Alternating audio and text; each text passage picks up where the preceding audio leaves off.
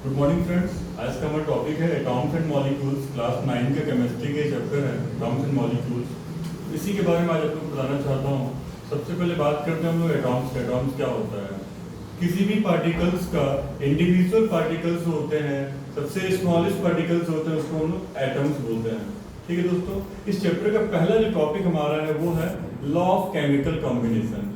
Law of chemical combination क्या होता है ये हम लोग समझेंगे इस चैप्टर में। इसमें सबको समझने के लिए हम लोग इसके दो लॉ होते हैं, दोनों लॉ को हम लोग समझते हैं। जैसे कि बोर्ड में लिखा हो कि फर्स्ट लॉ है law of conservation of mass. तो law of conservation of mass क्या होता है? क्या बोलता है अकॉर्डिंग टू दिस लॉ कि number of moles of reactant is equals to number of moles of product. मतलब जितने ग्राम मोल्स हम लोग मिलाएंगे आपका हाइड्रोजन का और जितने ग्राम मोल्स हम लोग मिलाएंगे ऑक्सीजन का, दोनों का जो इक्वल होगा ऐड करने के बाद उतना ही ग्राम प्रोडक्ट हम लोग का तैयार होगा।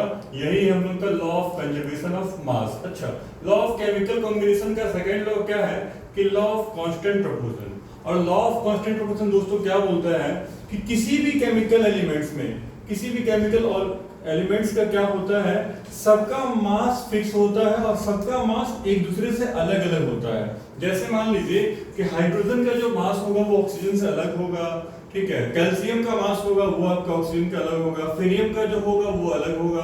तो यही बोला है second number law of constant proportion कि in any chemical elements are always presenting defined proportion by its mass. क्योंकि सबका मास जो होता है वो डिफरेंट होता है, वही बता रहा है। ऐसा अगर नहीं होगा तो क्या होगा, सब में हम लोग इक्वल सिमिलरिटीज मिल जाएगा।